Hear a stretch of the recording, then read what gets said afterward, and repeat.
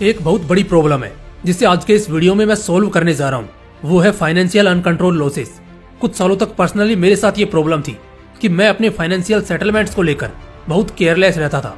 जैसे जो बिल्स मुझे पे करने हैं वो बस ऐसे ही कहीं टेबल पर पड़े हैं, ना तो मेरा उस पर ध्यान है और ना ही कोई टेंशन है। और एक समय गुजरने के बाद उन बिल्स को या अपने एक्सपेंसेस को पे करने के मेरे पास पैसे भी नहीं होते थे। खैर, इस सिचुएशन से मैं कुछ समय बाद ही बाहर आया, जब मुझे एक्चुअल में एहसास हुआ कि यार ऐसा हुआ तो सच में मुझे बैंकरप्ट और फाइनेंशियली बहुत ज्यादा डूबने से कोई नहीं बचा पाएगा।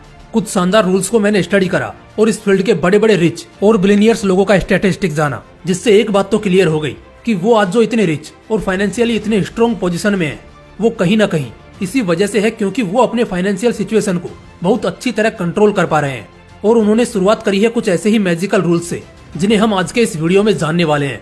दोस्तों, इस चैनल पर हर हफ्ते आपको मिलेंगी कंसिस्टेंटली कुछ शानदार फाइनेंशियल स्ट्रॉन्ग कॉन्सेप्ट के वीडियोस, पर्सनल डेवलपमेंट की वीडियोस, बिजनेस टैक्टिक्स की कहानियां और ऐसी पावरफुल बुक समरीज जो आपकी जिंदगी बदल देंगी। इसलिए अगर अभी तक आपने चैनल को सब्सक्राइब नहीं किया तो बिना एक मिनट वेस्ट किए just put on the subscribe button to become fully financially independent in your lives. So now let's begin with our number 1 financial rule, that is rule number 1, keep and triggered eye on your daily expenses. आपने इससे पहले भी इस statement को सैकड़ों समझदार लोगों से लगभग हजारों बार सुना होगा और ये आप यहाँ भी सुनोगे, सिर्फ इसलिए क्योंकि ये एक्चुअली में काम करता है और शायद इसलिए भी क्योंकि आप ये नहीं करते हो। एग्जैक्टली दोस्तों, अपने हर महीने के खर्चों पर नहीं बल्कि अपने हर दिन के खर्चों पर कड़ी निगरानी रखना शुरू कर दो। इसमें एक बात का खास ख्याल रखो कि एक पैसा भी अगर आप खर्च करते हो तो वो आपके बेसिक जरूरतों और फाइनेंशियल गोल्स को लेकर ही होना चाहिए, जिनमें एक्चुअली में पैसा खर्च करने की जरूरत है। उन चीजों पर आपको बिल्कुल खर्च नहीं करना है जहां से आपको बस 2 दिन का सेटिस्फेक्शन मिलेगा। अपने खर्च पर कड़ी निगरानी रखना आपको फाइनेंशियल प्रैक्टिसेस के लिए तैयार कर देगा, जैसे सेविंग्स और इन्वेस्टिंग।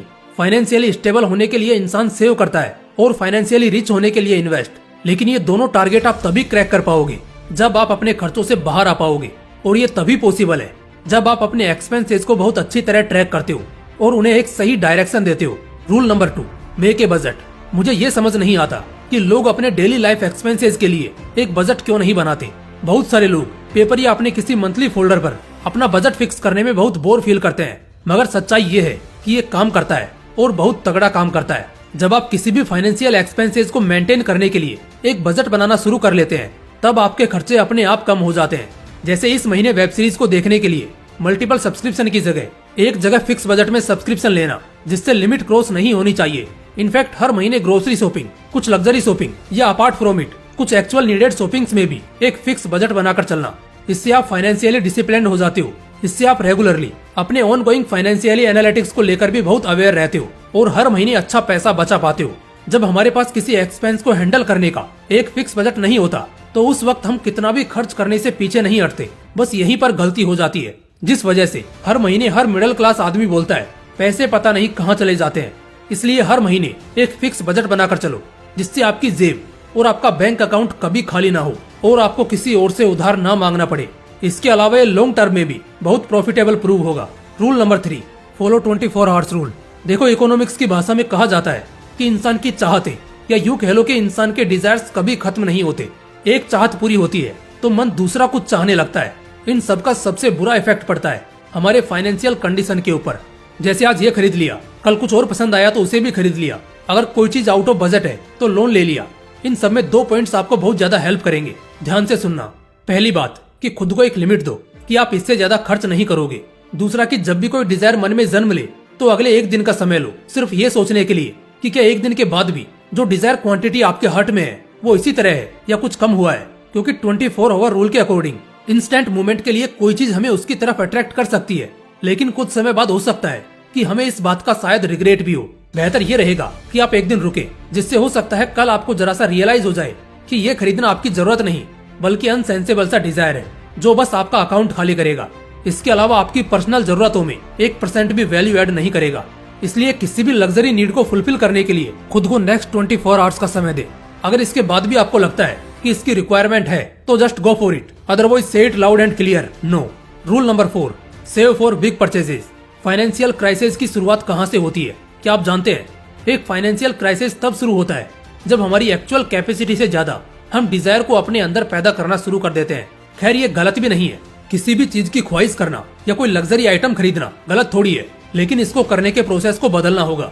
मैं आपको एक कंडीशन देता हूँ। आपने एडवर्टाइजमेंट्स में एक फर्स्ट क्लास लाख रुपए के टेलीविजन को देखा, जिसका स्क्रीन एकदम फर्स्ट क्लास 90 इंच फ्लैट है, और आपको वो 8K टेलीविजन बहुत अट्रैक्ट करता है।